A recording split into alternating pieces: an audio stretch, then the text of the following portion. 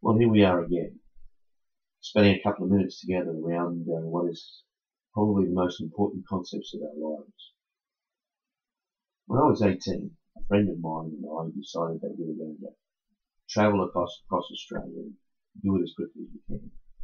We did it in 2.5 days and had a wonderful time. The sense of accomplishment was terrific, and it stayed with me to this day. In fact, that's part of who I am. Both that story, which I love to tell from time to time, and the idea that I want to be able to do and achieve things that not everybody else does. I mean, I know there's plenty of people that have driven across the Nullarbor and done it relatively quickly, but not everybody has. I mean, usually I get to tell that story. I'm telling it to people that have never experienced that situation. You know, in our lives, we all have stories. We all have good things and bad things that happen to us, and those stories have shaped who we are. The things that happen to us and the way that we perceive them come together to make us the people that we are. And this principle is borne out in the second part of the second chapter of Galatians that we've been journeying through together. And there's this conflict between Peter and Paul, two of the most important leaders of the church.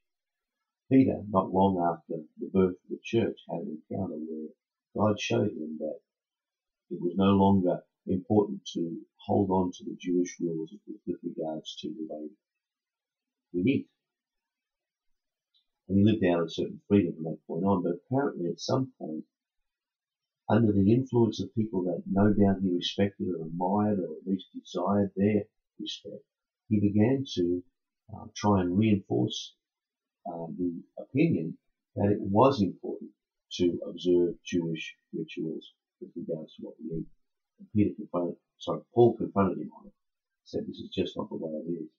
If by living according to the law we have salvation, then Christ has in fact died for nothing. And that's the most important point of this encounter, that Paul points out that we are not the products of the things that have happened in our life and the way we've been shaped by them. We are supposed to be the products of God's love expressed in Christ on the cross and in his resurrection.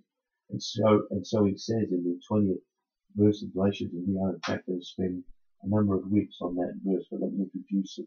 It says, I have been crucified with Christ, and I no longer live, but Christ lives in me. The life I live in the body, I live by faith in the Son of God who loved me and gave himself for me. Paul is saying in this verse that the very most important thing that will shape us in life, and the thing that is most supposed to shape us, is what Christ did for us when he died upon the cross.